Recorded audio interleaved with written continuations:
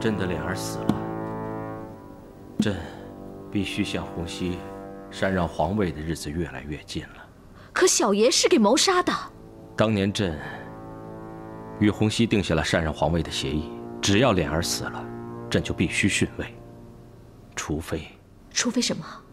除非谋杀脸儿的元凶就是洪熙。假如是李亲王谋杀了小爷，皇上就不必禅让皇位给他了。只要朕能证明洪熙是元凶，朕的2位皇叔、2位军机大臣都会站在朕这一边，绝不会让一个杀人凶手当皇帝。可是现在皇上不能证明李亲王就是凶手，不能，所以皇上的皇权已是危在旦夕。是。那皇上刚才说让臣妾帮皇上，如何帮？朕必须证明洪熙就是谋杀脸儿的元凶。如何证明？爱妃毕竟曾是洪熙的王妃。臣妾想到了，臣妾想到了。爱妃接受你老主子的指使，为使你家老主子能够当上皇帝，谋杀了朕的脸儿。这让任何人听了都会觉得顺理成章。可是臣妾没有杀小爷，更没有接受李亲王的指使。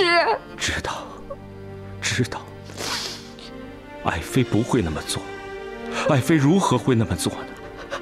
可是只要爱妃承认被洪熙指使谋杀，朕的皇位就不会丢失。只要朕能保住皇位，朕答应你，朕做的第一件事就是给爱妃平反昭雪。难道就没有别的办法了吗？爱妃，你知道吗？自从你被诬陷为凶嫌，朕明明知道你不是，可又不能释放你。你知道朕的心里承受了多少悲伤吗？朕知道很对不住爱妃，可是朕若不狠下心肠，那结果就是朕的皇位不保，爱妃的性命也不保。爱妃，这是朕没有办法的办法。朕今日下了很大决心，把一切都讲给你。最后的决定权在爱妃手里，而朕的生死也在你手里。皇上，你别伤心，臣妾都明白。臣妾答应皇上，把一切都承担下来。只要皇上不再担心。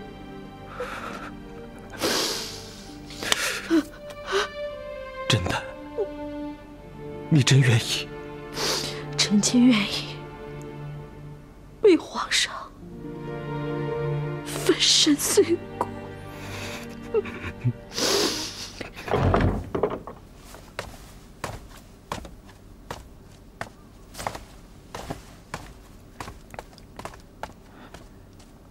皇上，贤德妃招供了，录下他的口供。这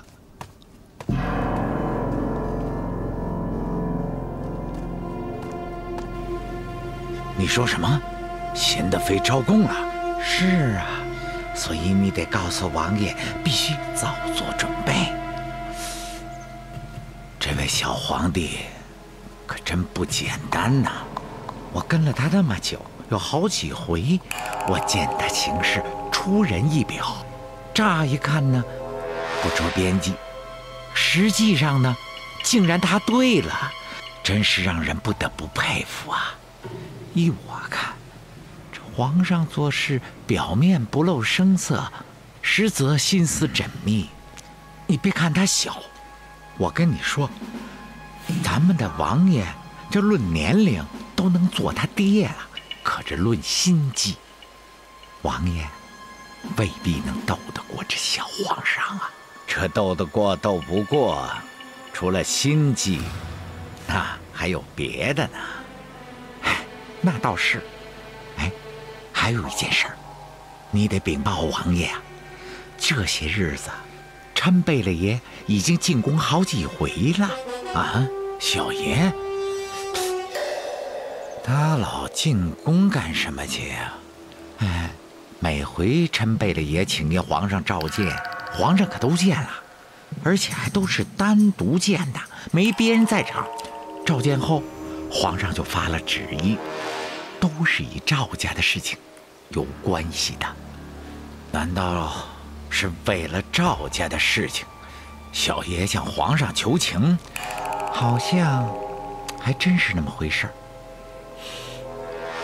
好，我这就回去禀报王爷。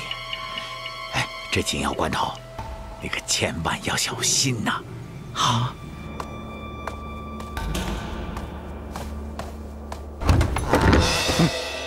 对不住，小爷，王爷有命，小爷不得外出。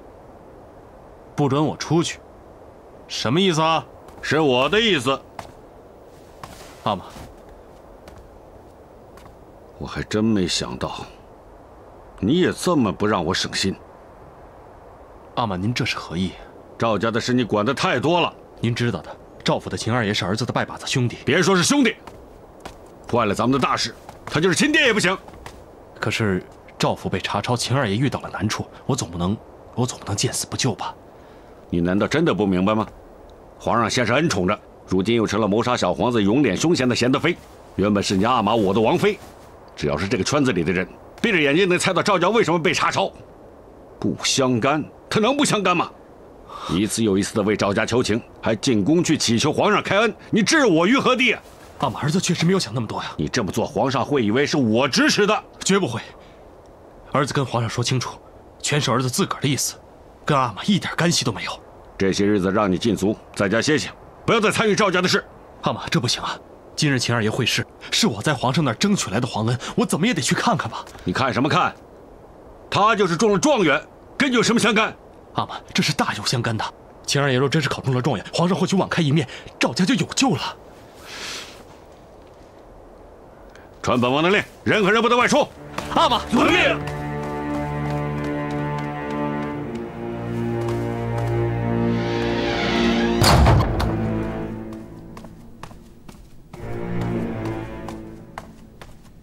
禀皇上，皇上要臣特意留意的那个赵府的赵宝琴，果然中了3家。哦，还真让朕猜中了。赵家的这个后生，确实有真才实学。这钦点状元之盛典，安排在明日某时。臣请旨，皇后、皇太后是否也一起出席，以隆其声？唉。此事朕还真有些为难。若是赵宝琴果真被朕钦点了状元，这正在查抄的赵家，朕又该如何处置？阳光雨露、风暴雷霆，那都是圣恩呐。话是这么说，真做起来还是很棘手啊。王爷，王爷，您不能进呐！王爷，王爷，您不能进！王爷。皇上，你果然这么做了。石榴叔啊，朕做了什么呀？有人告诉我，皇上跟贤德妃谈了一回，他都招供了。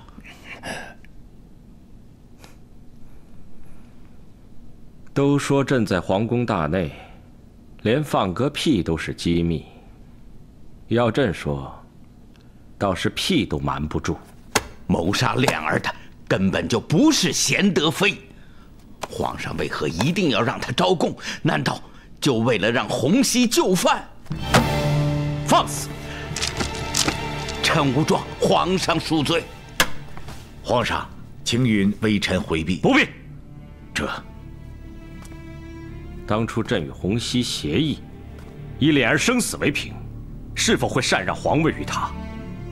尔等全都赞成了这个荒唐的协议，因为你们都算准了。脸儿绝不会先朕而死，谁知莲儿竟然死了，而且是被谋杀致死。元凶不是洪熙，还能有谁？皇上，莲儿被害，我也难过。可贤德妃绝不是凶手，这一点，臣可以性命担保。贤德妃是朕的皇妃，不是你的。是，微臣多管闲事了。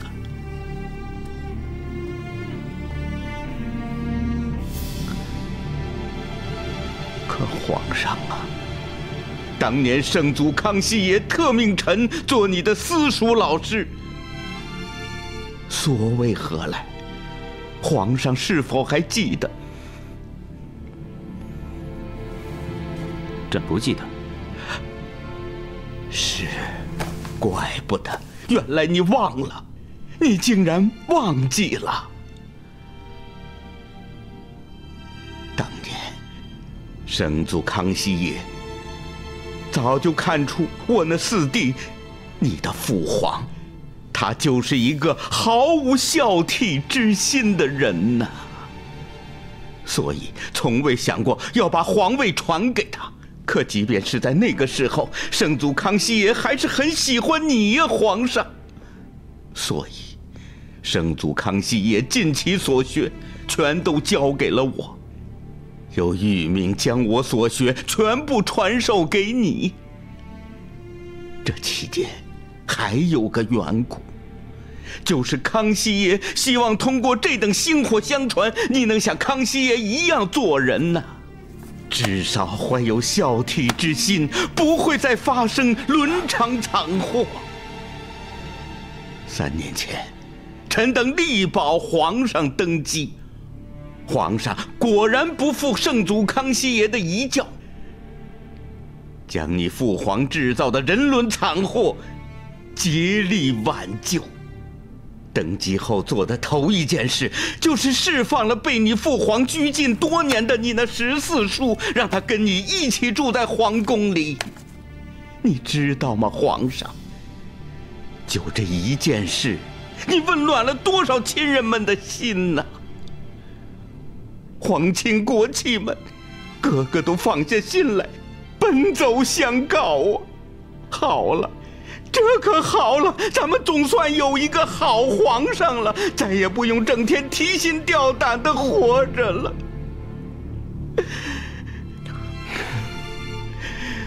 可这才过了3年多呀，难道这火起萧墙的宫廷惨剧又开始上演了吗？莲儿死了，是被谋杀的，皇上要报仇，同样也要杀人呐。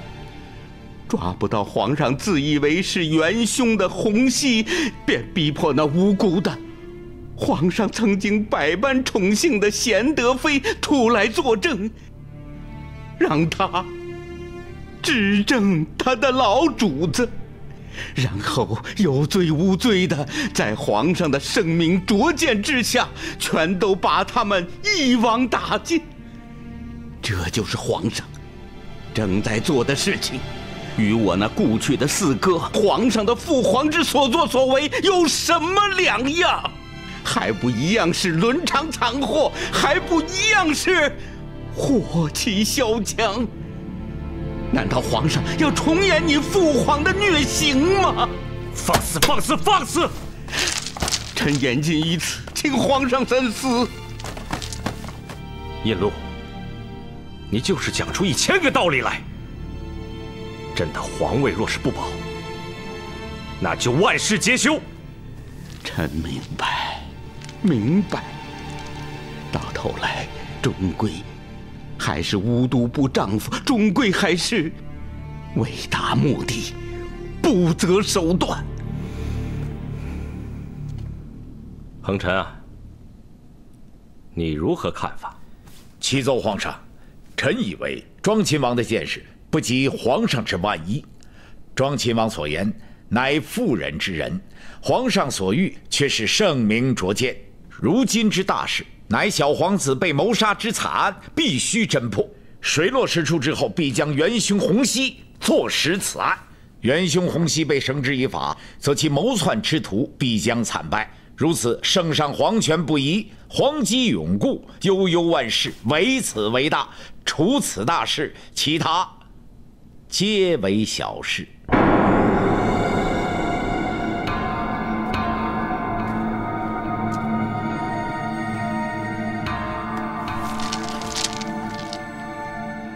你说得好，甚合朕意。谢皇上夸奖，微臣愧不敢当。是啊，是啊，我老了，见识也老了，不中用喽。请允微臣告退。下去吧。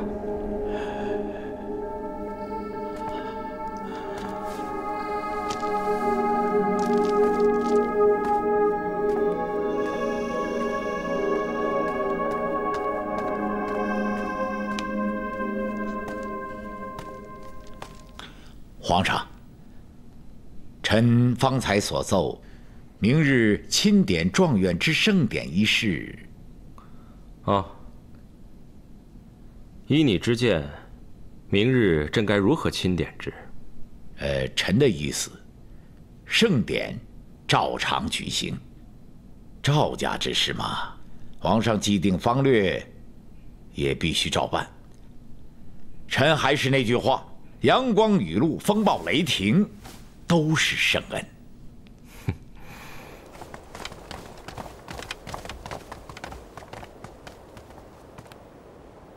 都听着！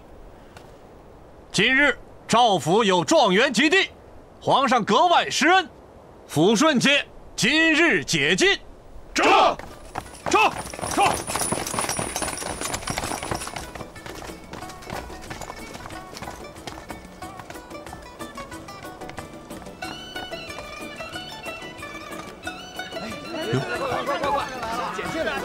恭喜秦二奶奶，恭喜秦二奶奶，请。哎呀，你说呀，这是，这可是好事儿啊！是啊，你看看，你看看，状元及第，这可是好事儿啊！父亲，都有光啊！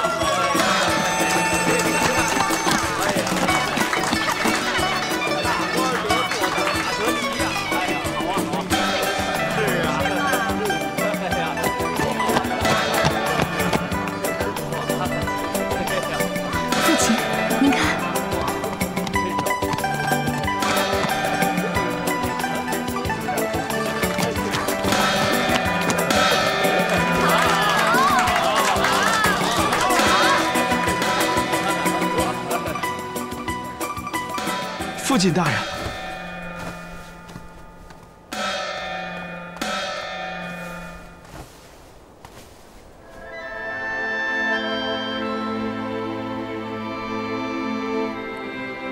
苍天有眼，我赵家有后啊！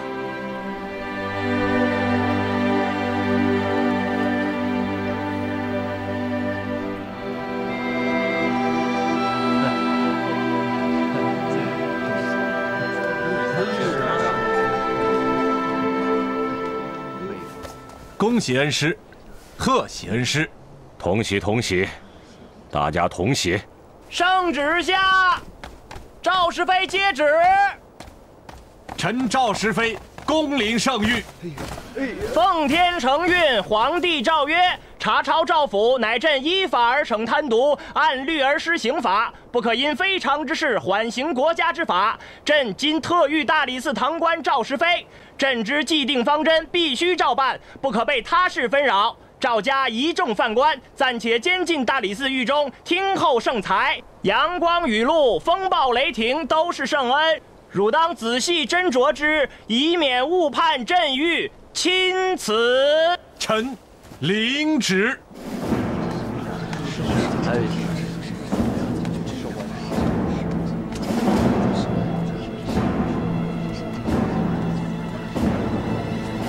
恩师，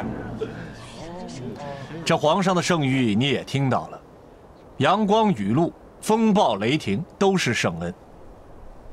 方才贵公子已经享受了阳光雨露，现在可就要与恩师一起感受些风暴雷霆了。恩师，圣谕不敢不遵，学生是情非得已，所以还请恩师多多谅解。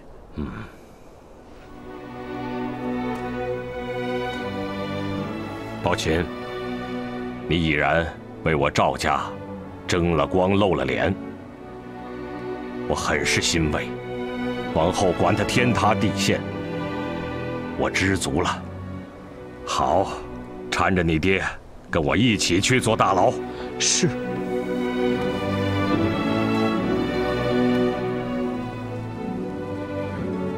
宝琪，为妻也在，不会离开你。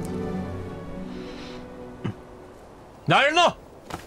在，清理街面，依法戒严。是。走了，走了，走，走走，快走！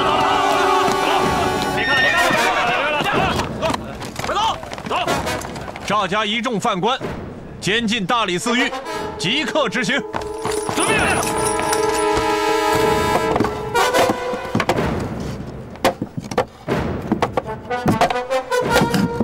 押下去。走，走。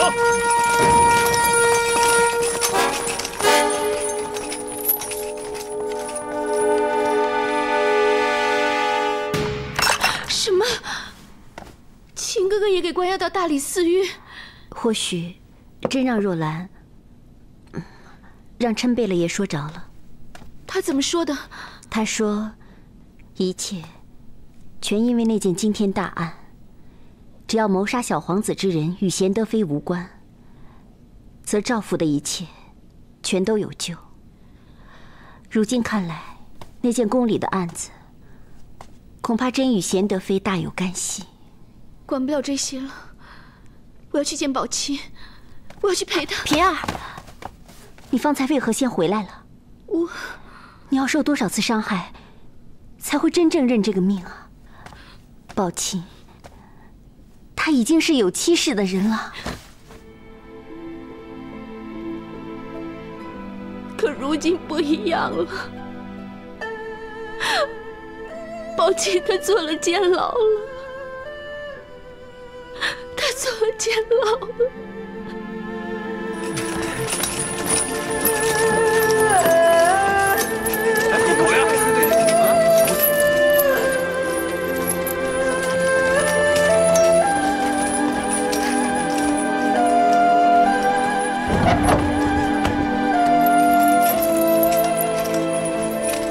快点儿！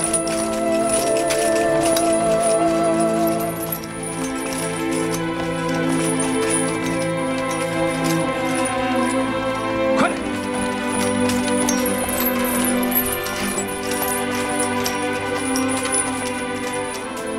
去掉枷锁。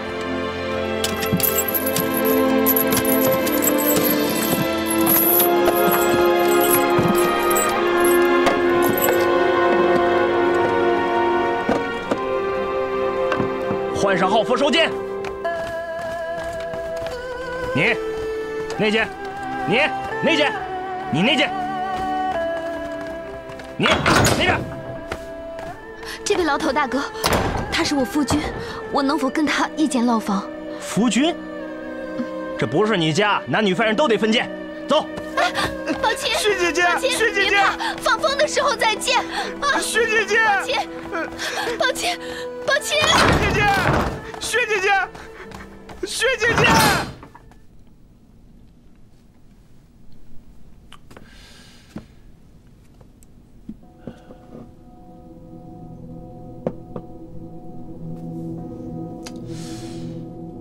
你说赵府是不是就这些东西了？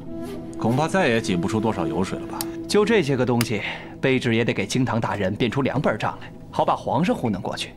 不然，大人不光捞不着这些好东西，就是脑袋上的乌纱，恐怕也保不住啊。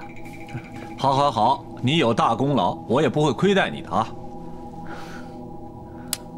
你说那莲二奶奶会不会隐瞒了什么？不会，他要知道他女儿的消息，有求于惊堂大人。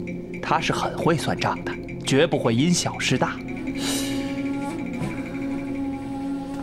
我给皇上上个折子，把赵家在金陵的祖产一并清查。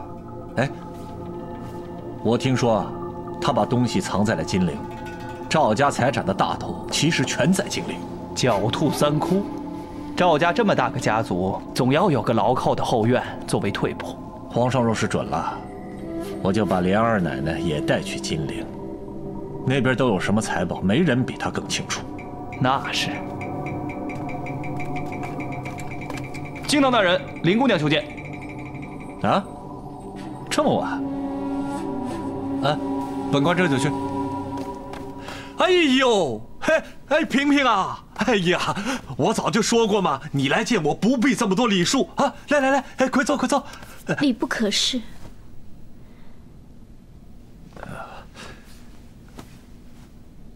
学生讨扰老师了。哪有啊？瞧你说的，你知道老师我是巴不得你经常来讨扰我。哎，怎么，有事吗？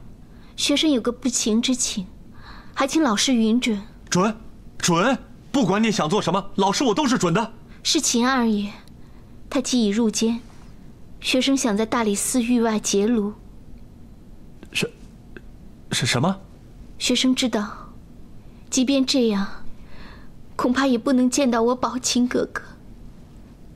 但至少是在他身边守望着他。哎呀，老天爷！萍萍啊，你可知你给老师我出了多大的难题呀？老师允准学生狱外结庐，也不过就是扎个小窝棚，学生能容身其间，于愿足矣。这件事就这么难办吗？老师我是大理寺堂官，允准你在狱外搭个小窝棚，我也还是有这个权利的。可萍萍啊，老师的心事都这么长时间了，你难道还不清楚吗？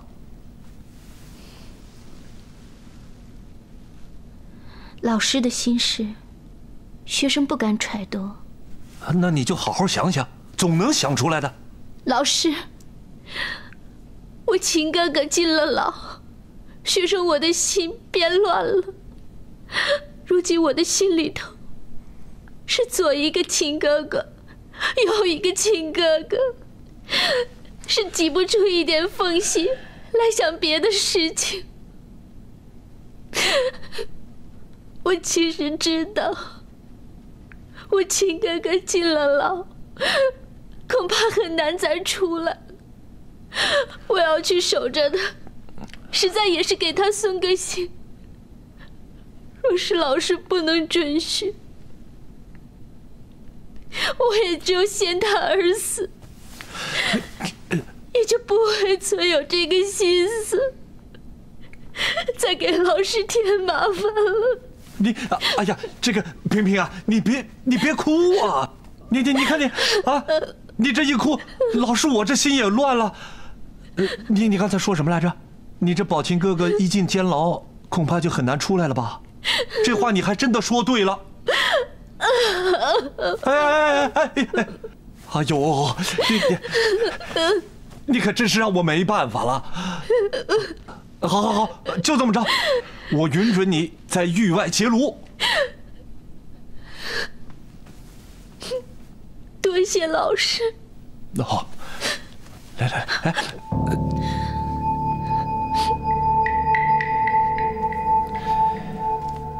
我允许你在狱外这么守着他，我让监狱的牢头不必管你，可你也得答应我。只能在外面这么守着，不能去探监。你想想，你要是天天去探监，啊，这事情就要闹大了。这一传十，十传百的，那人们就会问了：这大理寺的惊堂大人如何会允准这种事情？这是知法犯法呀！哎，搞不好这事情要是传到皇上的耳朵里，那可就麻烦了，弄不好龙颜大怒，你老师我可就一转脸也给弄到那监牢里去了。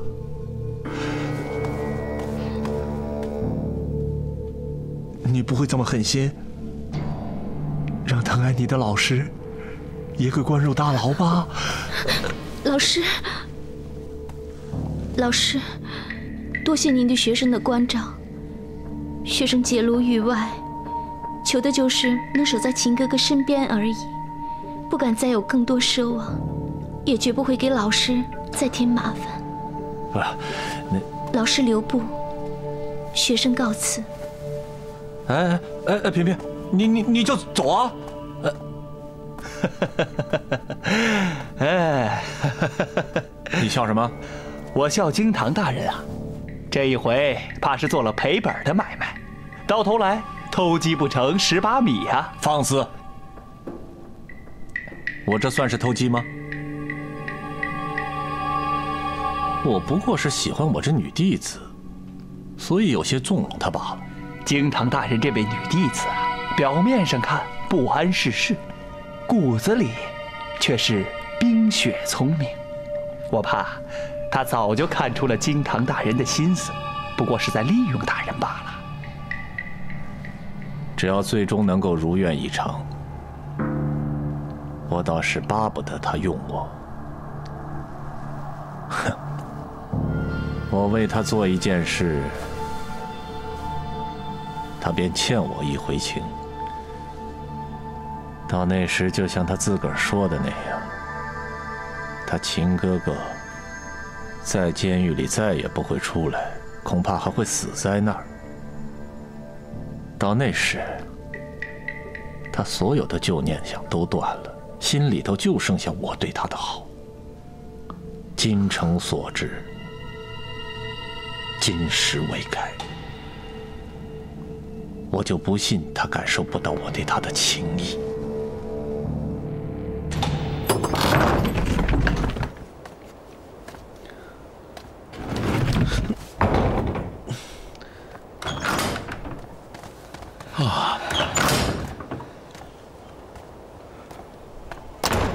韩叔，韩叔，父亲，父亲，哎呀，宝琴，你没事吧？老爷，没事没事，韩叔，我还好，韩叔还好，你怎么样？小华，怎么样？没事吧？还好你。干什么你们？大哥，这是干什么呀？为什么打人啊？父亲，父亲，造孽呀！造孽呀！你们，父亲，快传御医！快叫御医！快传御医！父亲，二弟，二弟，二叔，二叔，二叔，父亲，快快！哎，让一让，让一让，让一让！啊，来，我看看。牢头大哥，府上的这位是我公公，这边这位是我相公。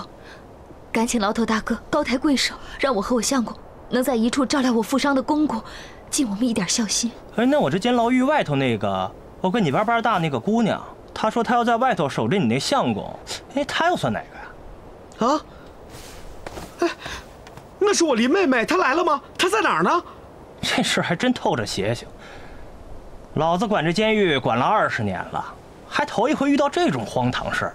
你快告诉我她在哪儿！哎，宝琴，牢头大哥，我夫君方才有些情急了，对不住啊。对不住，对不住，牢头大哥，我林妹妹在哪儿呢？她在我这个监牢狱的大门对面搭了个窝棚，说要在那儿守着她的秦哥哥。啊，就你吧。哦，你看你这小白脸，你还真有点艳福啊。可这等邪性的事儿，老子原是不准许的。可不知你那林妹妹哪儿来的神通，竟然搬来了老子的顶头上司，由着她在外头搭建窝棚，不许老子管。你说那丫头片子到底是什么人啊？牢头大哥，那个宝琴，你去，父亲大人，你先去照顾着啊。牢头大哥，请这边说话。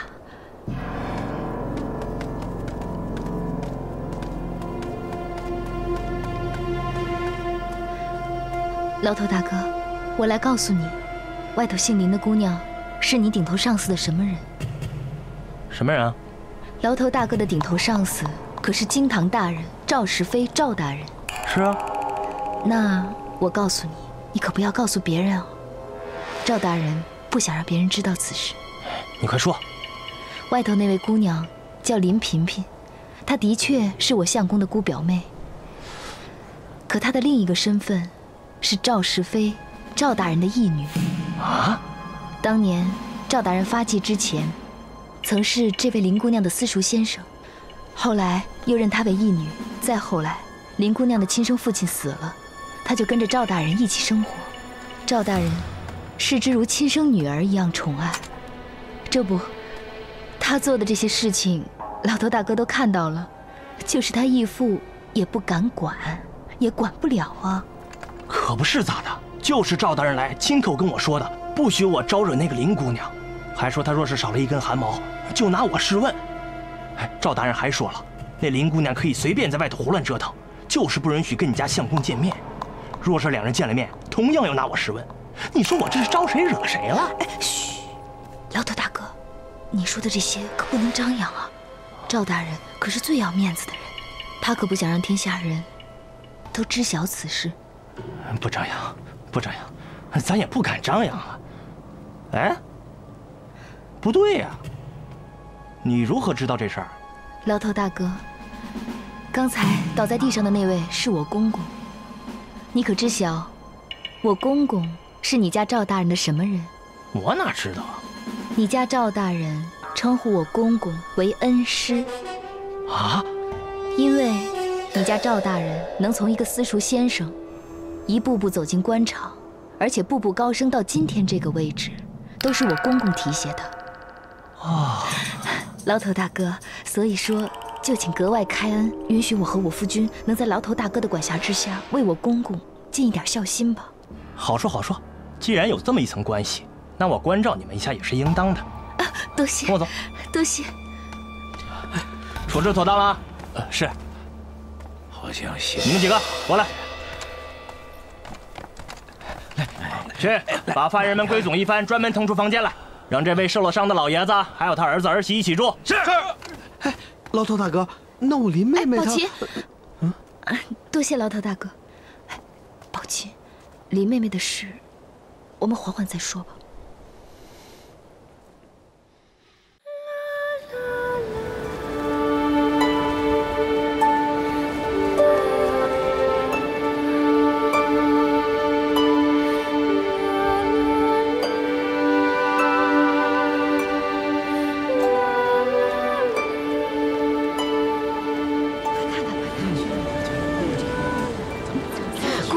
外面冷，还是进去吧。姑娘这样眼巴巴的望着也是白搭。自从搭了这个窝棚，这都好几天了，这牢门她就没打开过。别说是看到秦二爷了，连个鬼影子都没有啊。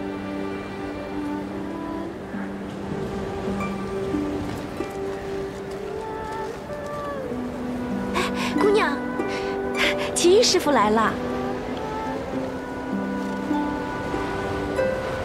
又来了，我饿不死的，就知道你不会领情。抬进去吧。是啊，跟我来吧。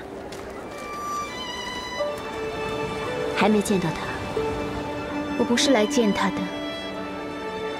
我是来守着他。这话可就费琢磨了。守着他不是为见他，不见他却偏要守着他。你少嘲讽我。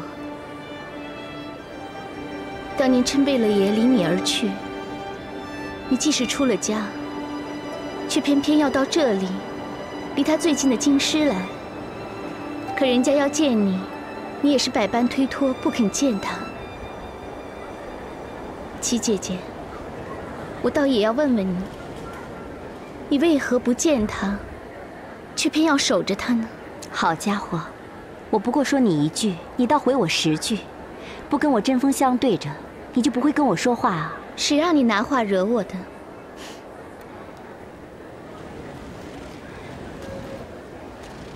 要说你那位老师，他还真是宠着你。你在监牢狱的对门搭建窝棚，守着监牢里的犯人，这种不可思议的事情，他也能答应你。要我说，这位赵大人，他不是一见到你就昏了头，就一定是别有用心。